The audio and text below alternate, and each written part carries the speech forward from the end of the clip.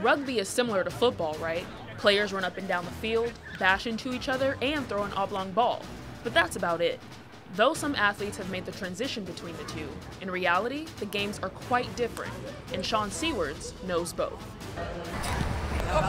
In 2017, Seawards committed to play football at UCLA under head coach Jim Mora. But mid-season, Mora was let go. Chip Kelly took over, and Seawards didn't make the cut. Obviously, football was very serious to me, and kind of just that's all I had done. My entire life until that point had been football. I mean, through like Pee-wee and high school and like all that kind of stuff. Seawards had a major decision to make. Would he transfer to another school to pursue football, or stay at UCLA to get his degree? Believing those were his only options, Sean got a call from a former UCLA rugby player to try out for the team. One of the guys on the team came up and said, oh, there's this ex-football player who wants to come in. So I was like, okay, yeah, that's always useful.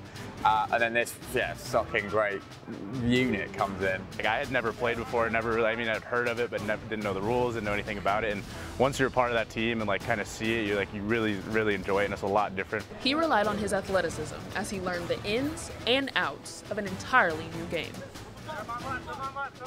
It's easier to convert people who are previously athletes. They're super helpful, really cool with me being like never played before, even though we were in college and playing at a Division I level. They were still super helpful and like wanted me to learn. Seawards learned to think more like an NFL running back.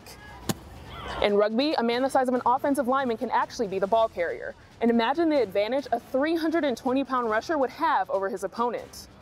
In rugby, it's more about overpowering them rather than them blocking and holding them back. It's far more of a, we need to dominate you, and the play continues in that domination. Seawards says rugby presents a unique atmosphere he never experienced with football. I like the culture of rugby a lot more. I mean, we do a lot together. In football, you have like different positions and this, that, the other thing. So you're kind of separated, like different meeting rooms, different this, different that. Rugby's tradition of prioritizing camaraderie has allowed Sean to forge lasting bonds with the teammates he met day one at practice. Anyone that you play full games with, go to war with your friends every weekend, it's always builds your friendship. His teammates, especially Eric and Patrick, are glad Seawards isn't their opponent.